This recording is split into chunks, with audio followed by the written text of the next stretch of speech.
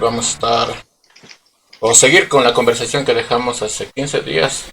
Antes de entrar al tema más profundo, creo, quisiera retomar la conversación o la pregunta que dejamos en el video anterior sobre el tema de la preparación.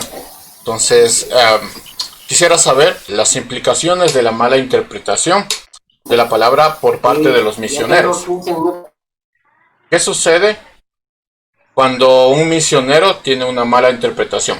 Digamos que en lugar de llevar la palabra de Dios, tú llevas una postura. Ya, muy buena pregunta, porque los misioneros que nos dan clases, bueno, una de las cosas que ellos nos dicen, el error del misionero, ya independientemente cuál sea su llamado, hablando en el caso de pastor, evangelista, ellos dicen, nosotros llevamos la cultura, llevamos muchas cosas. Claro, y uno de ellos ponía un ejemplo, llegamos con computadoras, llegamos con carro y resulta que los nativos no tuvieron nada de ello y también llegamos, como usted dice, con una postura. Si bien pertenecemos a denominaciones, ¿no? Independientemente cuál sea la denominación, o también pertenecemos a un contexto más general como religión, conocemos a las cinco religiones que son las más grandes, se podría decir, en el mundo, pero hablando de la postura, eso es algo que, como por tomar un ejemplo, mi postura o como Edison Macas me están formando de llevar exclusivamente la palabra de Dios y no añadirle mi cultura, no añadirle mi postura, no añadirle nada de ello. Pero no va a ser lo mismo con otra religión. Y si bien no quisiera nombrar, no quisiera dar nombres, esa es la realidad que se vive en las misiones. Lamentablemente se llevan las posturas. Mal está, sí, mal está. Porque nosotros no tenemos que llevar posturas, religiones y creencias personales, sino llevar el mensaje de Dios, lo que dice la palabra de Dios. ¿Me explico? Bueno, primero creo que hay que identificar qué es doctrina, ¿sí? Entonces, doctrina es un conjunto de dogmas o de enseñanzas que uno va adquiriendo, ¿sí? O que uno defiende. Obviamente dentro del mundo cristiano, dentro de nuestra perspectiva de cristianos, tenemos la parte de poder saber que hay doctrinas, la salvación, la resurrección, confesión, etcétera. Son doctrinas que no puedes cambiar. Pero si dentro de nuestro marco, dentro de nuestro contexto, identificamos que hay doctrinas secundarias, como por ejemplo, es un ejemplo, la Santa Cena. Sí, siempre se debe tomar vino y pan, sí, es un ejemplo. Pero si yo voy a un contexto quichua, no me van a dar vino, me van a dar chicha, ¿sí? Entonces, ¿hasta qué punto yo voy a poder ser flexible, no con la doctrina en sí importante, que es salvación, ¿sí? ¿Quién es Cristo? ¿Quién es Dios? ¿Qué es lo que implica esto? Esto no voy a cambiar. Lo que sí tengo que mirar es qué es lo que la gente valora en este momento, en ese contexto, en esa cultura. Entonces, basado en eso, yo puedo adquirir esas partes, ¿sí? Y decir, ya, esta gente valora esto o ama mucho esto. Entonces, yo puedo tener como una pollita, por decirlo así, de saber que, ya, puedo tener por el enlace para hablarles de Cristo. Pero ya con cosas que podemos adaptarlas a la cultura, creo que podría ser bastante bueno que nosotros podamos tener una postura bastante flexible. No con cosas súper importantes como es Cristo, como es la cruz, la salvación, el perdón, justificación, reconciliación, que no hay cosas que podemos tener puntos medios ahí, pero sí otras cosas, ¿sí? En las que podemos ser un poco más flexibles. Entonces creo que el misionero sí debe estar bastante atento al mundo, ¿sí? Que va a estar, porque va a ser un nuevo mundo. Y la otra es saber cuáles cosas de las que yo aprendí donde yo he estado son son bastante buenas y me sirven a mí en este nuevo contexto. Ok. José Luis, acaba de decir Priscila sobre ser un poquito flexible, pero ¿hasta qué punto no puede ser flexible? Porque obviamente al estar educado en una escuela de misioneros, al partir desde una iglesia, tú también llevas una postura doctrinal, que no siempre es la de todo el mundo. Y hablamos, por ejemplo, de la Santa Cena, sí, pero eh, el pan y el vino pueden variar, pero ¿cuándo se da la Santa Cena? ¿Todas las semanas, todos los días? Eso también es una postura doctrinal. Y eso que no hablamos de cosas un poquito más fuertes. Podemos hablar incluso del pastorado femenino, que es una postura doctrinal. No es una verdad absoluta, es una postura doctrinal. Pero cuando un misionero va a misiones, ¿qué lleva? ¿Qué tiene que entregar en la misión? Bueno, más que todo, sí es verdad lo que nos acotó Priscila, pero respondiendo a tu pregunta, ¿hasta qué punto realmente tenemos que ser flexibles o qué debemos entregar en una misión o llevar en una misión? Eh, Realmente lo principal es la palabra de Dios. Tienes que ver la cosmovisión del lugar a donde tú vas. No tienes que malinterpretar la cultura, porque muchas veces es como que, eh, por ejemplo, en Chile toman vino después de cada comida, igual en Argentina y todo. Ya, entonces, si vas y, y empiezas a hacer misiones en estos países, eh, tú ya vas con una cultura en la cual no estás acostumbrado a tomar el vino. Entonces, flexible creo que se debe ser guiado por el Espíritu Santo, no por tus emociones, no porque caerle bien a todo el mundo, sino que realmente primero debes conocerte tú mismo, debes saber qué posición teológica, qué posición doctrinal tienes y, y vas a poder darlo a los demás. Entonces pienso que eso, que es dependiendo la cosmovisión que hay en el lugar que tú vas a ir a servir y eso, y acoplarte. Recordemos las anteriores entrevistas que decíamos que el misionero debe ser enseñable, debe ser humilde, entonces siempre debe tener esa actitud y en referente a la posición doctrinal y todo, eh, debes ir firme de lo que tú crees, debes ir firme en lo que tú crees y enseñar a las demás personas. De hecho, creo que hay tres formas por las cuales una iglesia se divide, ¿no? Hablando de la iglesia cristiana, es la forma de adoración, la forma de gobierno de una iglesia y la doctrina, como nosotros estamos viendo en este punto de aquí, ¿no? Y básicamente nosotros enseñamos lo que nosotros hemos aprendido, que nosotros sabemos, ¿no? Y lastimosamente hay muchas personas que hemos hecho daño, ¿no? En vez de ayudar en este sentido cuando nosotros no tenemos en claro un estudio panorámico, ¿no? Del lugar a donde estamos viendo, ¿no? Incluso también cuando no tenemos un estudio panorámico de la Biblia, ¿no? De lo que significan estos puntos doctrinales en mi vida, ¿no?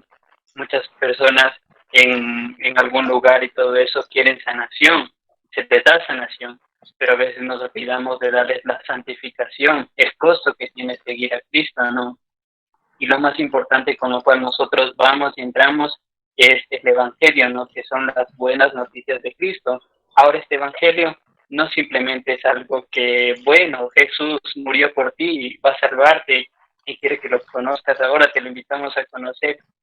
Sí, esa es una parte, pero nosotros no simplemente presentamos al Cristo que murió en una cruz, presentamos al Cristo resucitado, al Cristo que comisionó a sus 12 discípulos y ascendió al cielo. Entonces es todo un hilo, ¿no? Y algo que nosotros debemos trabajar a largo plazo, ¿no? Entonces es el preparar discípulos, el estar formándolos, ¿no? Pero la base es el Evangelio, ¿no? Siempre es tener en cuenta esta parte de aquí, ¿no? Y adaptarse a la cultura a la que uno va. Esto sí es importante, ¿no? Pienso yo que ahí nosotros debemos estar a sacarnos un poquito nuestra ropa de donde nosotros vamos, ¿no? Para podernos meter en la ropa de donde esas personas van, ¿no? Uno, cuando va donde una persona, generalmente, ¿por qué debemos hacer misiones? Primero, porque Cristo nos rescató y es algo que Él quiere para mostrar a otras personas, ¿no? Pero también nosotros tenemos que tener amor por esas personas, ¿no? Y si nosotros vamos y llegamos y tenemos amor, vamos a tener un amor para estudiarlos, para conocerlos, para estar ahí, ¿no? Pero es algo que se conoce en el día a día, en el trato con las personas. Entonces, la base siempre va a ser el evangelio, ¿no? Sí, básicamente es eso de ahí. Y de ahí el resto es algo que nosotros debemos estudiar y aprender de personas. Entonces, Edison, en este punto, ¿qué tan importante es la preparación en la palabra de Dios? Uy, esa es la base principal en el que tenemos que desarrollarnos para hacer las misiones, ya sea en el contexto que sea. En mi caso, soy costeño y estoy en la sierra. Esa es la base, o sea, no hay otra razón el hacer misiones si yo no tengo una preparación previa de la palabra de Dios, de la enseñanza, porque, digamos, en Camina se nos forma en el contexto misionero y se nos habla mucho de las misiones. Yo agradezco a Dios por haber conocido eh, por Luis Velasco en Camina. Él es el que me estaba metiendo en un poco de cosas.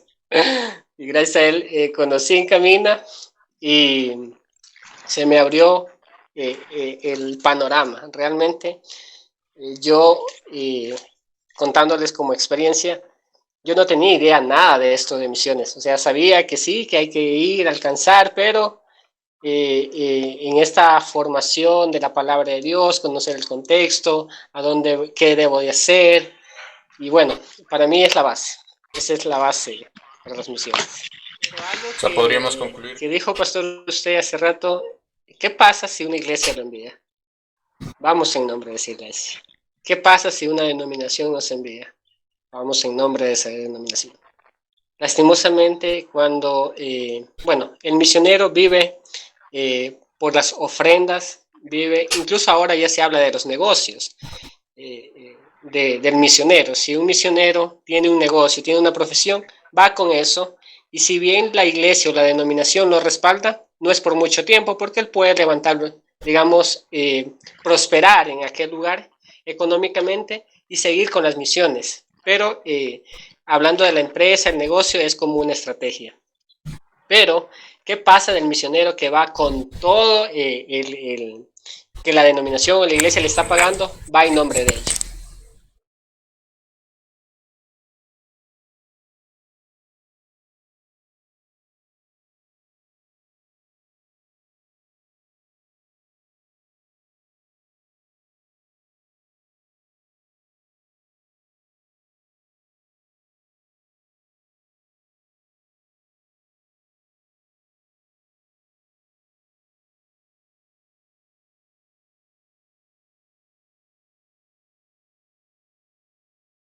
¿Cómo uno sabe si soy llamado a misionero? Digamos que yo entro a estos cursos, entro a estas instituciones. ¿Cómo yo llego a saber que soy llamado a misiones? ¿O cómo yo podría saber que estoy llamado a misión? Creo que el llamado es muy, muy personal, dependiendo cómo esté tu relación con Dios. Eh, Algo que si tú nos preguntas a cada uno de nosotros cómo recibiste el llamado, cada uno te va a dar su testimonio, porque Dios es un Dios personal. Entonces, primero pienso que esa es la base, que tú debes tener una relación muy íntima con el Señor y el Señor te va a guiar, el Señor te guía y se abren puertas, así como, por ejemplo, Edison sabía y todo, de que sí hay que expandirse, hay que llevar el Evangelio y todo. Entonces le hablé, le dije, mira, mijín, hay esto, porque nos conocimos incluso en una misión llevando el evangelio a un hospital. Entonces compartimos ese trabajo y todo, y nos conocimos allí, y resultó que éramos compañeros del seminario y todo. Entonces empezó esa amistad. Y él me comentaba, me decía, ¿sabes qué? Mira, hago esto en lo de aquí, en lo de allá. Entonces yo le dije, mira, yo me gradué aquí, tal vez si te interesa, puedes hacerlo. Entonces me imagino que en su intimidad con el Señor, Dios le habló, Dios le mostró, y él tomó la decisión de experimentar esto por un llamado del Señor. Entonces, pienso que es eso, que tú conoces el llamado, primero por el Señor, y segundo porque la iglesia lo confirma. Y la iglesia no solamente es la iglesia local, somos cada uno de nosotros. Entonces, hay hermanos de la iglesia, hermanos en Cristo, que te van a confirmar. ¿Sabes qué? Tú eres bueno para esto, tú eres bueno para aquello. Porque sí, es importante tener el sentir de querer servir, ya sea en las misiones, sea en el pastorado, sea de maestro, sea en lo que Dios te está llamando a hacer. Entonces tú ya sientes eso, sí, es importante sentir eso, pero también es importante que la gente, las personas que te conocen, que te rodean, te lo confirman. Entonces pienso que es eso, que debes tener una relación primero con Dios, y la gente se va a dar cuenta de tu llamado y te va a decir, mira, tengo esto que te puede servir. Y, y en ese momento de oración, en ese momento, en esa búsqueda diaria con el Señor te va a confirmar.